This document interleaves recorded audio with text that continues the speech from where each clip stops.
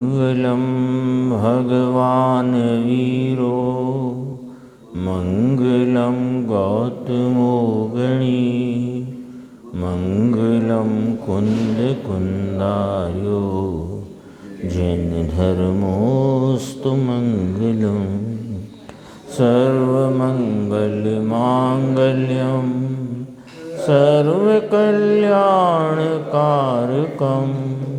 प्रधानं सर्वधर्माणां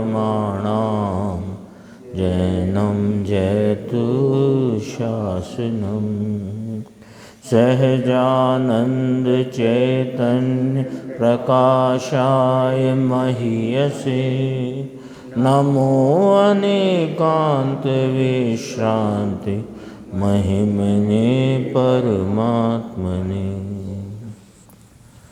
आचार्य कुंद देव द्वारा रचित पंचास्तिकाय संग्रह नाम का ग्रंथ है और इसमें धर्मास्तिकाय द्रव्य और अधर्मास्तिकाय द्रव्य की चर्चा अंतिम बिंदु पर है। थोड़ी सी चर्चा और है इसमें। यहाँ बताते हैं कि प्रत्येक पदार्थ अपने कारण से गति या स्थिति रूप पर्याय स्वतंत्र करता है। 89 नंबर की गाथा है और इसमें निमित्त की चर्चा करके धर्म द्रव्य अधर्म द्रव्य की सत्ता को सिद्ध किया। तथापि यह भी सिद्ध करते हैं कि धर्म द्रव्य जीव पुद्गल को न चलाता है न अधर्म द्रव्य उन्हें रोकता है। ऐसी अनंत स्वतंत्र पर्याय का धारक प्रत्येक गुण स्वतंत्र है। कहा ना, प्रत्येक पदार्थ अपने कारण से गति या स्थिति रूप पर्याय का स्वतंत्र करता है। उस पर्याय का स्वतंत्र करता और ऐसी स्वतंत्र पर्याय का धारक प्रत्येक गुण स्वतंत्र है और उसके अनंत स्वतंत्र गुण का धारक द्रव्य भी स्वतंत्र है। ऐसी यहाँ स्वतंत्रता बतलाते हैं।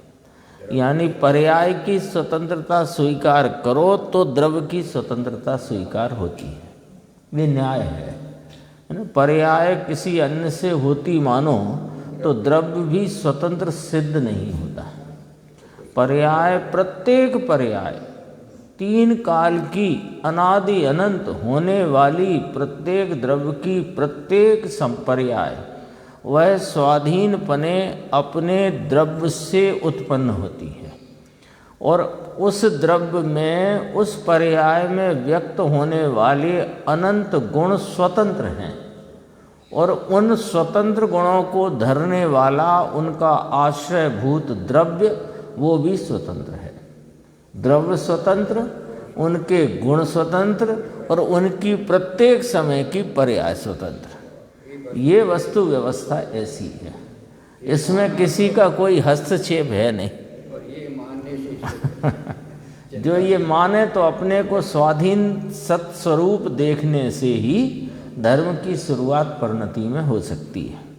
देखो और भी इसमें स्पष्ट किया कि यह लकड़ी उंगली से चलती है, ऐसा मानने वाले अज्ञानी जीव लकड़ी के क्षेत्रांतर होने के धर्म को या स्वभाव को नहीं देखता, परंतु उंगली की जो संयोग रूप है उसे देखता है। सारे काम में प्रत्येक द्रव्य की होती हुई प्रत्येक पर्याय में ये अज्ञानी जीव उसकी स्वतंत्रता, उसकी परिणमन की योग्यता, उसका स्वतंत्र उस समय का सत्य वो नहीं देखता। संयोग देखता है, संयोग का परिणाम देखता है। भूल यहाँ पर है। अब अपन हाथ को ऐसा कर मैंने किया, अब ऐसा अगर को नहीं होता तो ये तो होता था ना। जब होता था तो करा क्या। पीछे दृष्टांत आया था, ये लकड़ी किससे ऊंची हुई कि उंगली से ऊंची हुई है यदि, तो फिर लकड़ी की वर्तमान पर्याय क्या, वो आया था न्याय।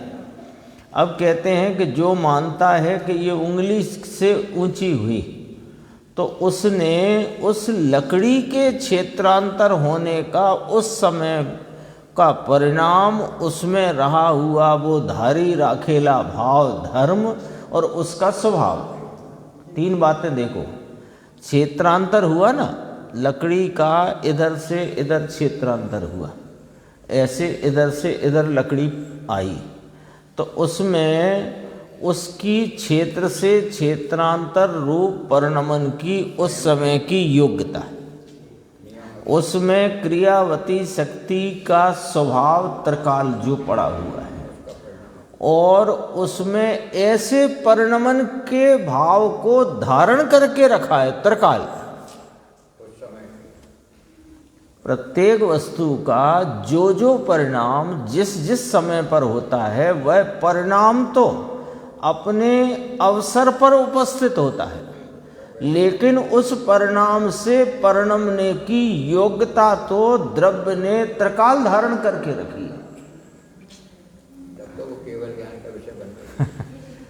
इसलिए भूतकाल में जो पर्याय जिस द्रव्य की हो चुकी, उन्हें योग्यता रूप से, वर्तमान को परिणमन रूप से और भविष्य की शक्ति रूप से जानना, ये गजब की बात है।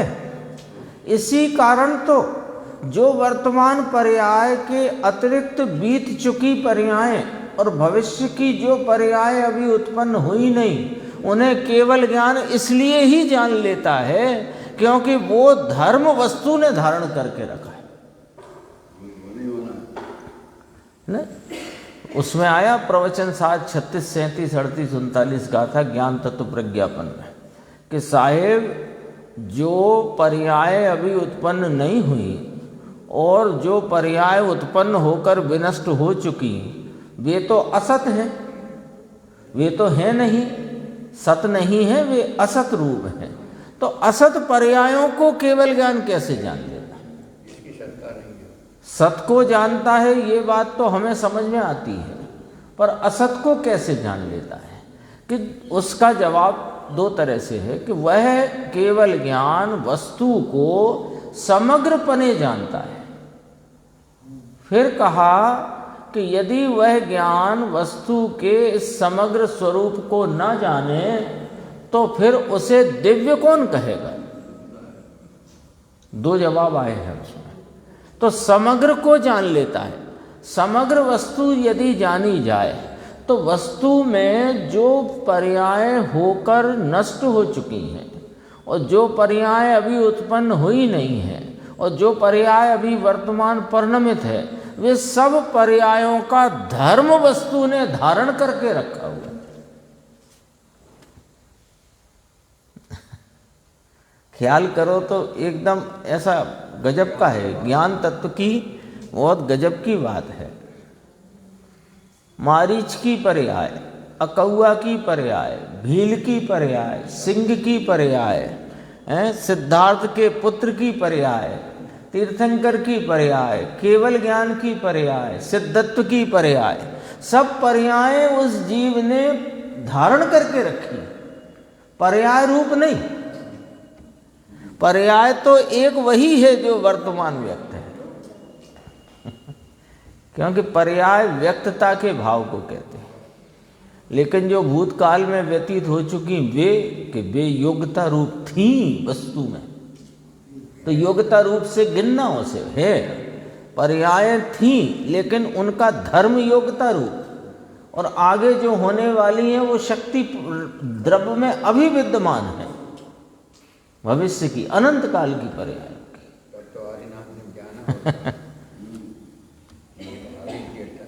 बोलो।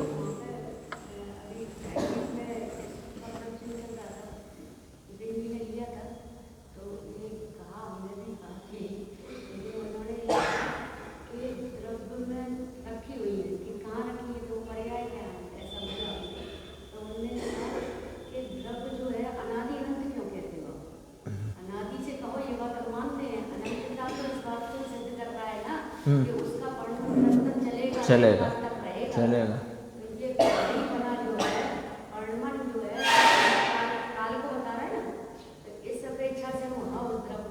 है, यदि नहीं हो तो वस्तु की अनंत काल तक सत्ता रहने वाली है। और ये भी समझना, यहाँ पर ये भी समझ लेना बहुत आवश्यक है कि 3 काल की पर्यायों को पीकर बैठा है, ऐसा ये स्थूल कथन है। पर्यायों को पीकर नहीं बैठा, क्योंकि जो योग्यताएं भूतकाल की पर्याय परिणमित होकर विनष्ट हो गई और भविष्य की पर्याय अभी उत्पन्न नहीं हुई, वे पर्याय रूप नहीं है।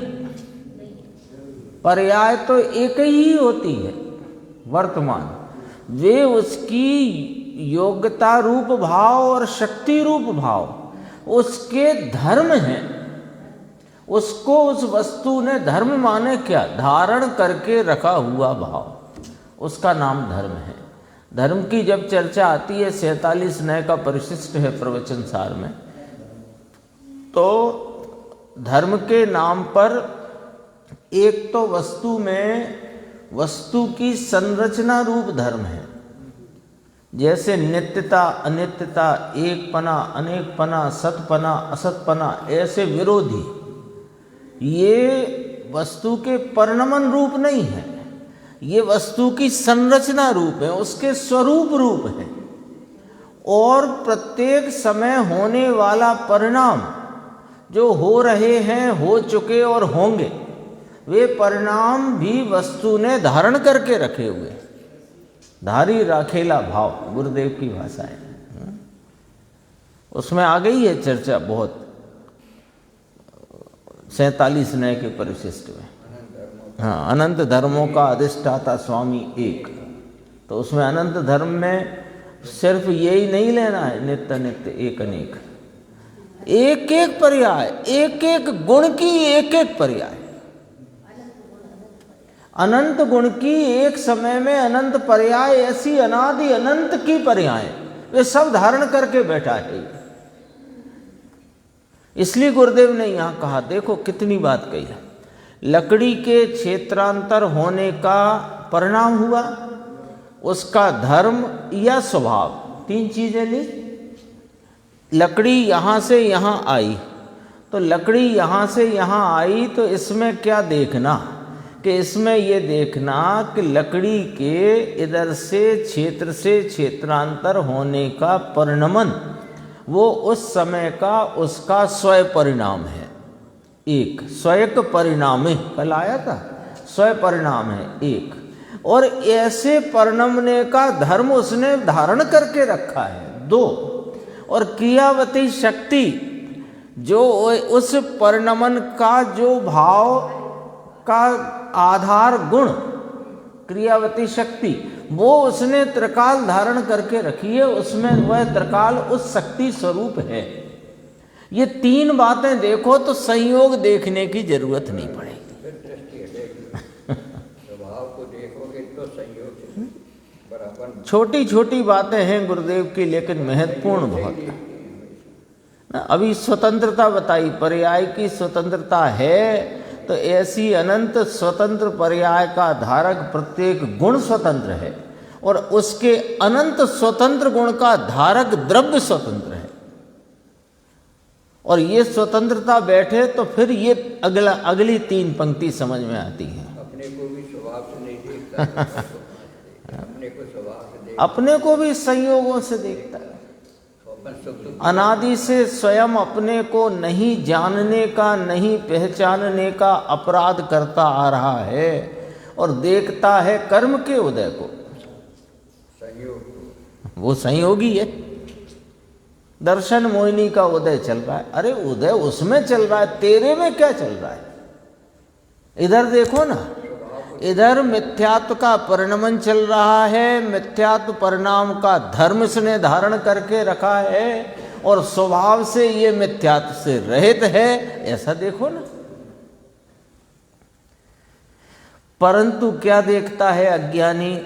उंगली को देखता है, जो संयोग रूप है उसे देखता है। लकड़ी लकड़ी के कारण से क्षेत्रांतर करती है, तब हाथ निमित्त कहलाता है।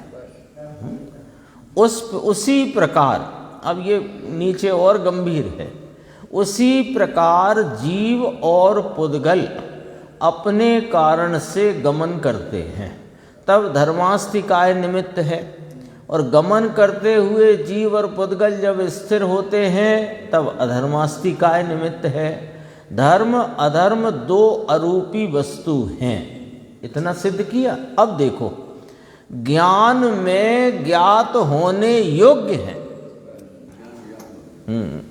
परंतु ज्ञेय के कारण ज्ञान नहीं है। बहुत गजब का है ये, जितना अंडरलाइन दिख रहा है ना आपको, बहुत बहुत गजब की, एक एक वाक्य गजब का है। ज्ञान में सारी वस्तुएं ज्ञात होने योग्य हैं, तो धर्म द्रव्य अधर्म द्रव्य भी जगत के पदार्थ हैं, सो इस ज्ञान में जानने में आने योग्य हैं। एक दूसरी बात, ये जो यहाँ धर्मास्ति अधर्मास्ति काय द्रव्य का जो ज्ञान होता है, वो ज्ञेय के कारण नहीं होता, क्योंकि ज्ञान तो ज्ञान के कारण होता है, ज्ञेय के कारण नहीं है। दो बातें हुई। तीसरी, और जितने ज्ञेय हैं उन सबको जानने की सामर्थ्य वाला ज्ञान अभी विद्यमान है। ये तीन बातें नहीं समझ में आ रही अपने। मैं वो बचपन में ही सीखा, इतना तो सीखा कि जीव किसे कहते हैं, जो देखता जानता है उसे जीव कहते हैं। मैं जीव हूँ, मुझ में ज्ञान है, तो तेरे में ज्ञान है, पर ज्ञान स्वभाव का वास्तविक स्वरूप क्या है वो नहीं पहचान पा रहे। क्यों नहीं पहचान पा रहे? क्योंकि ज्ञेयों के कारण ज्ञान का परिणमन माना है।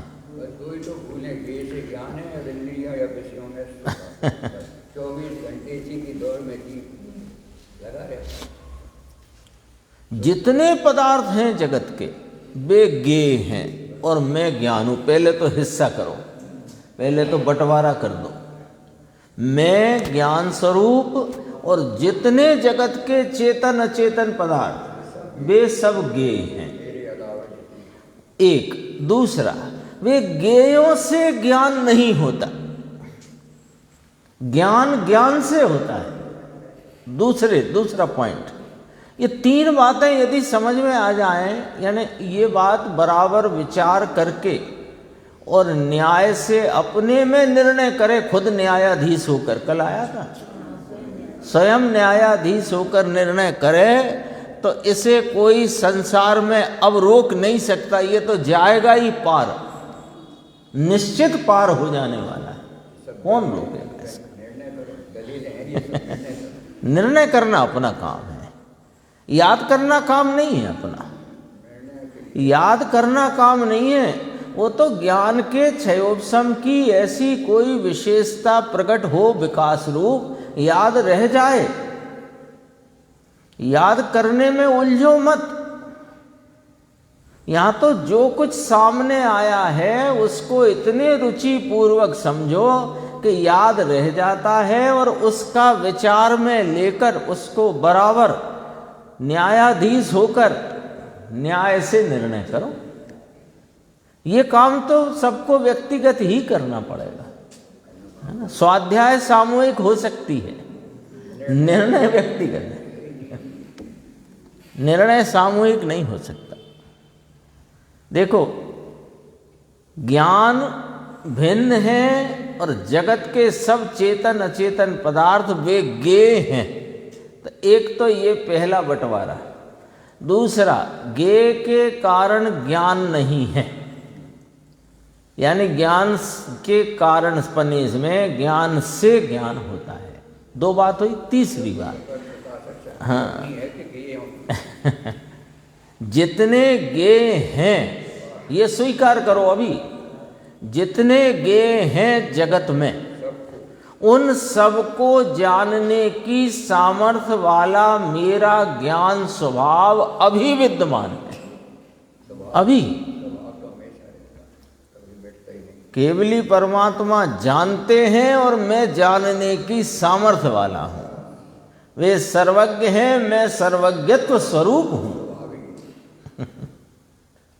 ऐसा नहीं माने तो ज्ञान सच्चा नहीं होता। ज्ञान की स्वभाव कोई नहीं पहचानता, सामर्थ्य को नहीं। अभी तो 89 गाथा, 90 गाथा के बाद 91 जब आएगी तो गुरुदेव ने बहुत महत्वपूर्ण बिंदु इसमें लिए, बहुत महत्वपूर्ण बिंदु। एक एक करके समझाया आकाश को, हाँ, आकाश समझाते समझाते पूरा जीव द्रव्य का पूरा हिसाब किताब समझा दिया। देखो अब देखो क्या कहते हैं, प्रमाण अर्थात विशेष करके माप कर लेने वाला, ख्याल में लेने वाला तो ज्ञान है। धर्मास्तिकाय लोक प्रमाण असंख्यात प्रदेशी है, ये धर्मास्तिकाय नहीं जानता, अधर्मास्तिकाय नहीं जानता। परमाणु एक प्रदेशी है, ये परमाणु नहीं जानता। उसके जो कुछ भी उसका स्वरूप है, अकेले क्षेत्र की बात नहीं, क्षेत्र से, द्रव्य से, क्षेत्र से, काल से, भाव से, प्रत्येक वस्तु का अपना चतुष्टय है। उस चतुष्टय को यह ज्ञान स्वरूपी आत्मा अपने ख्याल में लेने वाला विद्यमान है। धर्म अधर्म इत्यादि की बात की है यहाँ, लेकिन इसमें ज्ञान का महात्म ज्ञात होता है। बोलो, अधिकार चलता है धर्मास्तिकाय अधर्मास्तिकाय का, लेकिन महात्म खिलता है ज्ञान का। महिमा किसकी करना है, धर्मास्तिकाय अधर्मास्तिकाय की या कि अपने ज्ञान स्वभाव की? ज्ञान सूक्ष्म अरूपी पदार्थ को भी जान सकता है। देखो, धर्मास्तिकाय अधर्मास्तिकाय अरूपी पदार्थ है और मेरा ज्ञान उस पदार्थ को भी जान सकता है। ऐसे ज्ञान स्वभाव का महात्म लाने पर सम्यक ज्ञान प्रकट होकर अल्पकाल में संपूर्ण प्रत्यक्ष केवल ज्ञान प्रकट होता है। अल्पकाल में, क्योंकि एक बार सम्यक ज्ञान प्रकट होने के बाद असंख्यात समय लगते हैं केवल ज्ञान की प्राप्ति में, अनंत समय नहीं लगते। असंख्यात समय है वो, और तब सर्व पदार्थ प्रत्यक्ष ज्ञात होंगे। अब देखो गुरुदेव क्या कहते हैं, ऐसे ज्ञान स्वभाव की प्रतीति करने के लिए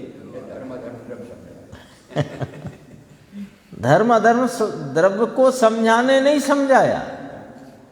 धर्म अधर्म द्रव्य जगत के गेय पदार्थ हैं और मैं ज्ञान स्वरूपी हूँ, गेय से मुझे ज्ञान नहीं होता, मैं सबको जान लूँ, ऐसी स्वभाव रूपता मेरे में अभिविद्यमान है। उसके महात्म की बात है। महिमा अपने ज्ञान स्वभाव की कराई है आचार्य भगवंतों ने, मुनिराजों ने और ज्ञानियों ने। 90 नंबर गाथा आती देखो, सब्बे सिम जीवाणम शेषाणम तह यपुगलाणम च जम देदि विवरम अखिलम तम लोगे हवदियागासम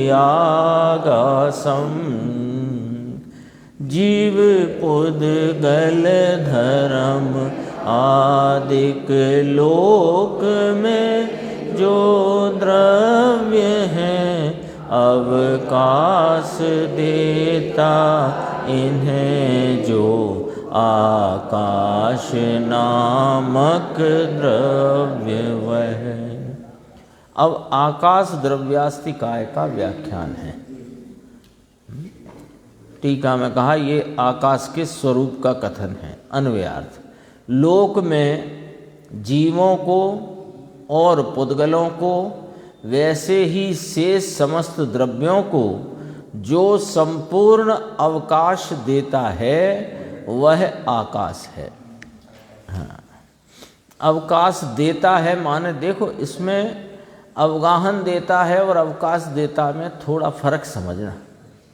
अवकाश देता है और अवगाहन देता है।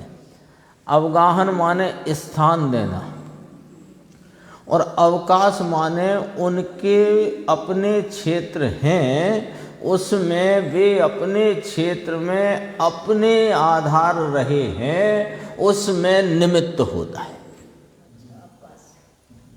फर्क आया। आकाश का विशेष गुण स्थान देना नहीं है, वो अवगाहन में निमित्त होना है।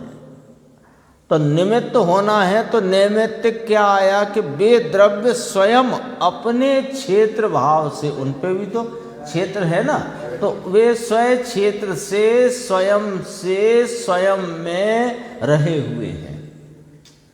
पर वे सब जहाँ रहे हुए हैं वो एक सर्वव्यापी आकाश द्रव्य होने से वे रहे अपने में हैं, तो उसको निमित्त कहने में आता है। ऐसा जैसे अपन कहीं मार्ग में जाते हों, 4 लोग 5 लोग 6 लोग और धूप हो तेज, तो कोई पेड़ की छाया में अपन रुक गए, ठहर गए, वहाँ रुके, तो अपन कहेंगे कि पेड़ ने हमें स्थान दिया, कहो, कहने में कोई दिक्कत नहीं है। लेकिन वास्तव में आप अपने में रह कर के खड़े हो कि पेड़ के कारण खड़े हो,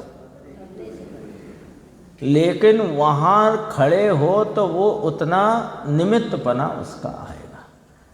अवगाहन देता है ये बात नहीं है, अवगाहन में निमित्त होता है, बात ये है।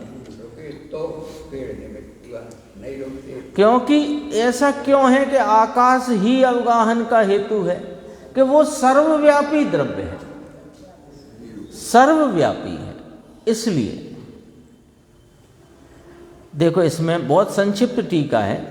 षट द्रव्यात्मक लोक में 6 द्रव्य के समूह स्वरूप जो लोक है, उसमें शेष सभी द्रव्यों को जो परिपूर्ण अवकाश का निमित्त है वह आकाश है, जो कि आकाश विशुद्ध क्षेत्र रूप है, उसका भाव ही क्षेत्र स्वरूप है। इसमें फुटनोट है, देखो, निश्चय नय से, किसका फुटनोट है? शेष सभी द्रव्यों का। इस संबंध में निश्चय नय से नित्य निरंजन ज्ञानमय परमानंद जिनका एक लक्षण है, ऐसे अनंता अनंत जीव, उससे अनंत गुणे पुद्गल, असंख्य कालाणु और असंख्य प्रदेशी धर्म तथा अधर्म एक एक, यह सभी द्रव्य विशिष्ट अवगाह गुण द्वारा लोकाकाश में, यद्यपि वह लोकाकाश मात्र असंख्य प्रदेशी ही है, तथापि अवकाश प्राप्त करते हैं। देखो, ये विशिष्ट अवगाह का अर्थ क्या है कि उनका, देखो, पहला नंबर कि उनमें स्वयं अवगाहित होने का गुण है सब द्रव्यों में। यदि उनमें अवगाहित होने का गुण न होता तो वे अवगाहित नहीं होते, है ना। कोई भी कार्य जो प्रकट दिखता है वो उसी द्रव्य के गुण का कार्य है, तो अवगाहित होने का गुण है। अब विशिष्ट शब्द से क्या कहना है कि वे स्वयं भले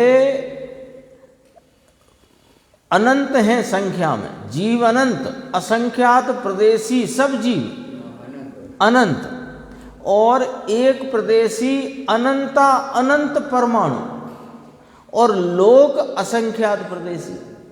तो वे स्वयं द्रव्य जो अवगाहित होते हैं अपने में, वे द्रव्य स्वयं वे लोक में ही रहते हैं, इसलिए कहेंगे कि लोकाकाश अवकाश देने में निमित्त है। लेकिन वे अपने में अवगाहित होते हैं सूक्ष्म परिणमन करके वे, तो इसलिए वे वहाँ पर आगे प्रश्न है कि ऐसे कैसे हो जाएगा। तो उन्होंने कहा कि जैसे एक दीपक का प्रकाश, ऐसे 100 दीपक का प्रकाश, ऐसे 1000 दीपक का प्रकाश कमरे में व्याप्त हो जाता है क्या? ऐसे करके चर्चा है। देखो, तो विशिष्ट अवगाह गुण माने 2 बातें याद रखना। एक तो उनका अपना अवगाह गुण, आकाश के अवगाह गुण के कारण नहीं, स्वयं का। जैसे जीव पुद्गल गति करते हैं स्वयं, स्वकः परिणामी, ऐसे स्वयं अवगाहित उनका परिणाम। एक विशिष्ट ये कि वे द्रव्य, जैसे जीव में संकोच विस्तार नाम का गुण है, परमाणु में तो वो भी नहीं है संकोच विस्तार, हाँ, वो तो ऐसा लेकिन वो सूक्ष्म परिणमन करके ऐसे गठीले भाव से या जैसे भी करके वो कम क्षेत्र में भी अधिक परमाणु रहते हैं। एक प्रदेश में अनंत परमाणु है, बोलो। एक प्रदेश में समझ छह जितनी भी संख्या है वो अवगाहन प्राप्त कर सकें, ऐसी कोई प्रदेश ऐसा नहीं जो जिसमें छह द्रव्य नहीं, है ही है। कोई प्रदेश नहीं। ठासो धर्मास्ति है ही, अधर्मास्ति है ही, कालाणु है ही, आकाश तो स्वयं सर्वव्यापी है, और जीव पुद्गल भी प्रत्येक प्रदेश पर है, कोई प्रदेश खाली नहीं। आगे देखो, इसमें गुरुदेव का संक्षिप्त प्रवचन है। अब आकाश द्रव्य का व्याख्यान करते हैं। आकाश है, पहली बात, आकाश द्रव्य है, उसकी इसलिए अस्थि है और वह अनंत प्रदेशी है, इसलिए काय शब्द उसमें आया। इस प्रकार आकाश अस्थि काय है। अब आकाश को खबर नहीं है कि मैं अनंत जीवों इत्यादि द्रव्यों को अवकाश देता हूँ, यानी अवकाश में निमित्त होता हूँ। आकाश को खबर नहीं, इसलिए उसे स्वभाव नहीं होगा, ऐसा नहीं है। उसका अपना स्वभाव है, स्वभाव है, स्वभाववान है, सत्ता स्वरूप है, अपने स्व चतुष्टय से रहा हुआ है। जड़ पदार्थ भी स्वभाव वाले हैं। अब देखो, पूरा लोक सूक्ष्म परिणमन करे तो एक प्रदेश में उन सबको अवगाहन देने की सामर्थ्य, यानी उन सबके उस सूक्ष्म परिणमन में अवगाहित होने पर उनमें निमित्त होने की सामर्थ्य आकाश द्रव्य में। हर एक में धर्म द्रव्य अनंत द्रव्य हाँ, एक साथ चले, तो निमित्त एक साथ चले। अरे काल द्रव्य भी जितने हैं असंख्यात, वो सारे ही द्रव्य परिणमन कर रहे हैं कि नहीं? अनंत अनंत द्रव्य एक साथ परिणमन कर रहे हैं, उसमें वो परिणमन में वर्तना में हेतु हो रहा है कि नहीं? सामर्थ्य। ऐसी आकाश की सामर्थ्य है। ऐसा आकाश स्वयं नहीं जानता, जानने वाला तो आत्मा है, उसे नहीं भूलना है। अहो आकाश की अनंतता की मुझे खबर है, ऐसा अपना अपार ज्ञान स्वभाव राग रहित स्वीकार किया, उससे सम्यक दर्शन और सम्यक ज्ञान प्रकट होता है।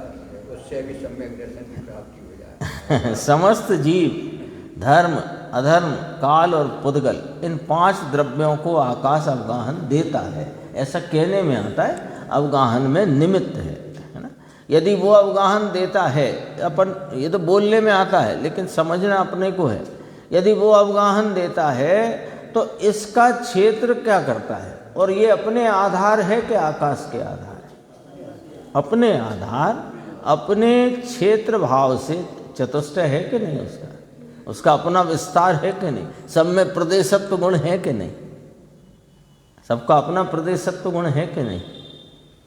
तो कहेंगे कि आकाश अवगाहन देता है। समझना ये है कि आकाश उनके स्वयं अवगाहित हुए 5 द्रव्यों को निमित्त होता है। उसकी एक सत्ता है। 91 गाथा है, देखो। जीवा पुगल काया धम्मा धम्माय लोग दोणन्ना तत्तो अनन्य मन्नम आयासम अंत बधिरितम जीव पुद्गल काय धर्म अधर्म लोक अनन्य है अंत रहित आकाश इनसे अनन्य भी अर अन्य भी।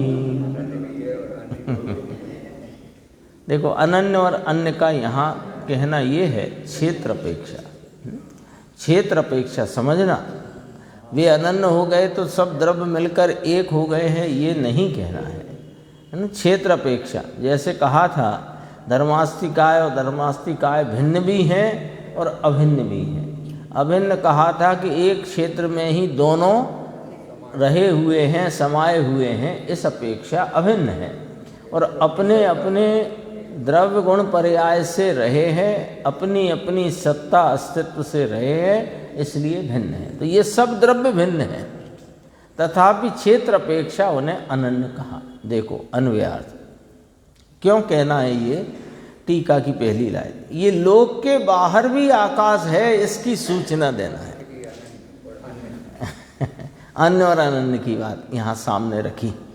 जीवः पुद्गल काया धर्म अधर्मौच, जीव पुद्गल काय धर्म अधर्म तथा काल, चा में काल आ गया, ठीक है। लोकतः अनन्य, लोक से अनन्य है। अंत व्यतिरिक्तम आकाशम, अंत रहित ऐसा आकाश, उससे नाम लोक से अनन्य है तथा अन्य है। क्योंकि आकाश अखंड एक द्रव्य है, तो वह लोक में रहे अन्य 5 पदार्थों से अनन्य है लोकाकाश, और जो अंत रहित अलोकाकाश है वह इन अन्य 5 द्रव्यों से अन्य है। क्षेत्र अपेक्षा पूरी बात है। टीका ये भी छोटी सी है, देखो। जीवादि शेष द्रव्य, शेष द्रव्य माने आकाश के अतिरिक्त द्रव्य, मर्यादित परिमाण वाले होने के कारण, देखो ये बहुत गजब की टीका अमृतचंद्राचार्य की। मर्यादित परिमाण, उनका नाप मर्यादित है। आकाश के अतिरिक्त जितने द्रव्य हैं, जीव असंख्यात प्रदेशी, पुद्गल एक प्रदेशी, धर्मास्तिकाय असंख्यात प्रदेशी, अधर्म द्रव्य असंख्यात प्रदेशी, काल द्रव्य एक प्रदेशी। तो सब मर्यादित परिमाण वाले हुए ना, सबका क्षेत्र मर्यादित है ना। तो बेमर्यादित परिमाण वाले होने के कारण लोक से अनन्य ही है। वे वहीं रहते हैं, जितना उनका मर्यादा का परिमाण है उतने में। क्षेत्र मर्यादित है, उनका प्रदेश मर्यादित है, तो वे उसी में रहते हैं। और आकाश तो अनंत होने के कारण लोक से अनन्य तथा अन्य है। लोक के अन्य द्रव्यों से अनन्य है तथा अन्य है। अलोकाकाश की सूचना है। नीचे फुटनोट है, देखो। यहाँ यद्यपि सामान्य रूप से पदार्थों का लोक से अनन्यपना कहा है, तथापि निश्चय से अमूर्तपना, केवल ज्ञानपना, सहज परमानंदपना, नित्य निरंजनपना इत्यादि लक्षणों द्वारा जीवों को इतर द्रव्यों से माने अन्य द्रव्यों से अन्यपना है, और अपने अपने लक्षणों द्वारा इतर द्रव्यों का यानी अन्य वे जो और द्रव्य हैं उनका जीवों से भिन्नपना है, ये समझना। अनन्य कहकर के ये फुटनोट क्यों दिया? अनन्य कहकर तुम ऐसा न समझना कि सब मिलके एक हो गए। ये नहीं है इसका तात्पर्य। यह क्षेत्र अपेक्षा अनन्य कहा, और इसीलिए आकाश को अनन्य भी कहा और अन्य भी कहा। ये प्रवचन जो गुरुदेव का बहुत गजब का है, देखो। अब लोक के बाहर अलोकाकाश है, उसका स्वरूप कहते हैं आकाश लोक अलोक के भेद से 2 प्रकार का। एक आकाश, आकाश एक द्रव्य, हाँ, पर लोक अलोक का भेद पड़ गया उसमें, इसलिए 2। जिसमें जीवादि 5 द्रव्य रहते हैं उसे लोकाकाश कहते हैं। जहाँ अकेला आकाश है उसे अलोकाकाश या अलोक कहते हैं। अलोकाकाश एक द्रव्य की अपेक्षा से लोक से पृथक नहीं, और अलोकाकाश में 5 द्रव्य नहीं ऐसी अपेक्षा लो तो अलोकाकाश लोक से पृथक है। अलोकाकाश में अन्य द्रव्य नहीं तो पृथक पड़ गया, और लोकाकाश में अन्य द्रव्य हैं इसलिए अपृथक हो गया। अलोकाकाश अनंत प्रदेशी है और लोकाकाश असंख्यात प्रदेशी है। हो गया। अब देखो, यहाँ कोई प्रश्न करता है कि लोकाकाश का क्षेत्र तो किंचित मात्र है, उसमें जीवादि पदार्थ किस प्रकार समा सकते हैं? प्रश्नकार का दृष्टांत, 5 रुपये समाए ऐसी थैली में 5000 रुपये किस प्रकार समाएंगे? पहले तो एक कागज के थोड़ी होते थे नोट, सिक्के चांदी के, सोने के, जो भी थे। उत्तर आया देखो, एक घर में अनेक दीपकों का प्रकाश समा जाता है, उसी प्रकार असंख्यात प्रदेशी आकाश में सहज अवगाहन स्वभाव से अनंत जीवादि पदार्थ समा जाते हैं। बोलो जी, सहज अवगाहन स्वभाव किसका? मेरा अपना अपना सब अपना अपना सब द्रव्यों का। अवगाहन सब ऐसे कहते हैं आकाश की ऐसी अवगाहन शक्ति है, सबको स्थान दे देता। समझो बात को, आकाश में ऐसी शक्ति है कि जब स्वयं सब अवगाहित होते हैं तो सबको निमित्त पड़ता है। ऐसी शक्ति आकाश में रखो, लेकिन वे सभी द्रव्य असंख्यात प्रदेश अपने विस्तार में ही रहते हैं। ये उनकी अपनी अपनी अवगाहन शक्ति, सहज अवगाहन शक्ति। सहज माने स्वाभाविक। जीवन को तो मान लें कि सिमट के आ भी जाए, धर्म थोड़ी सिमट के आगे, पर उसकी सामर्थ्य है उसका क्या, वो है ही असंख्यात प्रदेश, पूरे में व्यापक है ही। ऐसा भी एक प्रश्न आया, कालाणु क्यों नहीं मिल जाते? कई स्निग्ध रुक्षता के अभाव के कारण। स्निग्ध रुक्षता पुद्गल परमाणु में तो वे मिल जाते हैं, बिखर जाते, इसलिए नाम पुद्गल है। भेद संगात उनमें होता है, काल में नहीं होता, क्योंकि उसमें स्निग्ध रुक्षता नहीं है। यद्यपि एक प्रदेश, दो प्रदेश, तीन प्रदेश, तो प्रदेश कितना छोटा अपन समझ सकते हैं कि एक परमाणु के बराबर एक प्रदेश है, तो भी वे रुक्षता स्निग्धता के अभाव के कारण वे इकट्ठे नहीं हो जाते हैं। इसलिए उसे 5 अस्थि कायों में शामिल नहीं किया। बहुत देखो, ये समझना जरूरी है और मैं समझ सकता हूँ क्योंकि मैं ज्ञान स्वरूपी है ना। देखो वस्तु का स्वभाव वचन गम्य नहीं है, सर्वज्ञ देव जानते हैं, इसलिए जो अनुभवी हैं वह संदेह उत्पन्न नहीं करते। वस्तु स्वरूप में सदा निश्चल होकर आत्मिक अनंत सुख अनुभव करते हैं अनुभवी। तो नंबर 1 देखो, इसमें पॉइंट वाइज है, बहुत चर्चाएं। आकाश का क्षेत्र लो तो अनंत अनंत है, लोक के पश्चात अलोक है, लोक संग्रहात्मक है। संग्रहात्मक है माने संग्रह करने के स्वभाव रूप है। तो लोकाकाश का जो क्षेत्र है उसमें सब द्रव्य समूह रूप रहते हैं, संग्रहात्मक है। तत्पश्चात कोई दीवार आती होगी, फिर बाद में कुछ है कि नहीं, बाद में कुछ नहीं, मात्र खाली भाग है। अनंत आकाश, 10 दिशा में अमाप अमाप अनंत अनंत क्षेत्र का ख्याल आता है। 10 दिशाएं लिए, ऊपर नीचे भी। ऐसा नहीं सोचना कि 4 दिशाएं और 4 विदिशाएं। ऊपर तो जहाँ तक लोकाग्र है वो लोकाग्र है, अलोकाग्र कोई नहीं है। अलोकाग्र तो अनंत है, अंत ही नहीं। केवली परमात्मा भी वह अनंत ही जानते हैं। ये तो सब इधर ही है, ये तो सब मध्यलोक। मध्यलोक कितना सा है, एक राजू विस्तार है बस।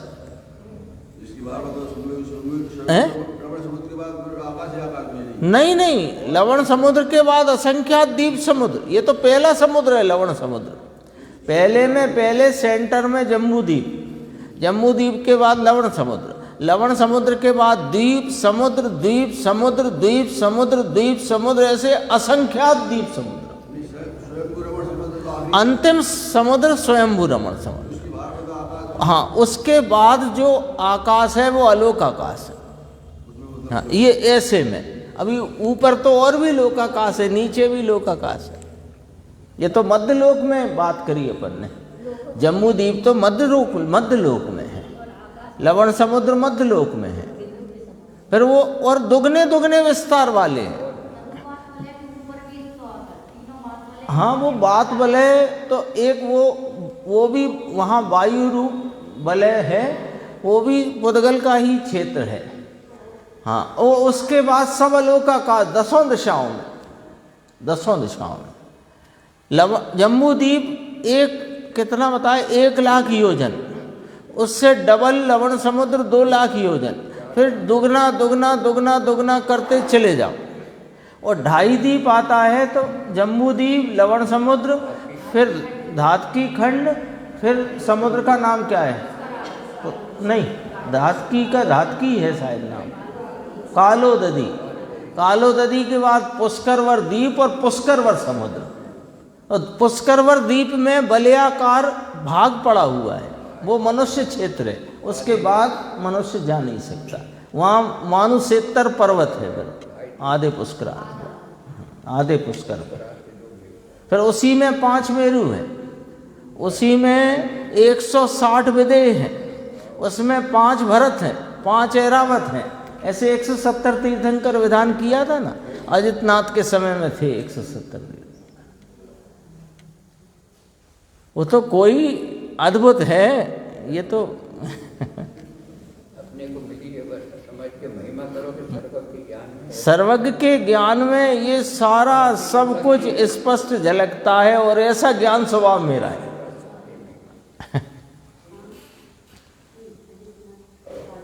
अजितनाथ भगवान जब यहाँ भरत क्षेत्र में तीर्थंकर थे, तब सारे ही विदेह के 3200 नगरी में 160, 5 भरत में और 5 ऐरावत में, ऐसे 170 तीर्थंकर एक साथ तीर्थ चल रहे थे।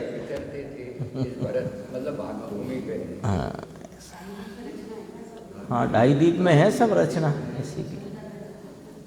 10 दिशा में अमाप अमाप अनंत अनंत क्षेत्र का ख्याल आता है, उसका कहीं अंत नहीं है। ऐसे क्षेत्र स्वभाव की अचिंतता और अनंतता का ख्याल आता है। देखो क्या कहना है, कोई नास्तिक भी विचार करता है तो है, बोलो, कोई नास्तिक हो, हम कुछ नहीं मानते, हम कुछ नहीं मानते। अच्छा, नहीं मानते तो नहीं मानते हो ना, तो एक जो तुम नहीं मानते तो तुम तो हो ना। तुमने देखा है क्या कि नहीं, तो फिर तुम कैसे कह सकते हो कि नहीं? तुम ही सर्वज्ञ हो। वो भी एक न्याय आता है। कोई नास्तिक भी विचार करता है तो है ऐसा तो कहे, अरे तर्क करे तो ख्याल में आता है ये क्षेत्र क्या है। अरे अनंत अपार जिसका पार नहीं, उसका अस्तिपना स्वीकार करे तो ख्याल आए। न्याय की बात कही जाती है, कहीं क्षेत्र का अंत है क्या? अरे लोग जिसे आकाश कहते हैं उसकी बात नहीं चल रही, वो तो पुद्गल है वह तो रूपी है। यहाँ तो अरूपी आकाश की बात चलती है। अरूपी आकाश के प्रदेशों की श्रेणी क्यों कहा कि प्रदेश है ना, तो प्रदेशों की लकीर, कतार 10 दिशा में चली जाती है। कहाँ अंतिम प्रदेश है, ऐसा कोई उसका परिमाण, मर्यादा, उसकी परिमितता, सीमा नहीं है। एक परमाणु जितनी जगह रोके उसे एक प्रदेश कहते हैं। उस प्रदेश से मापा जाए तो आकाश अनंत प्रदेशी है, क्षेत्र अमाप है। तर्क से ना किया जाए, यानी तर्क से, कुतर्क से हम नहीं मानते, ऐसा नहीं है, मानना पड़ेगा। जो आकाश प्रदेश है उसकी हद नहीं, 10 दिशाओं में अनंत है। इस प्रकार आकाश के अनंत प्रदेशी क्षेत्र के अस्तित्व की बात की है। समय हो गया अपना, शेष चर्चा आगे की।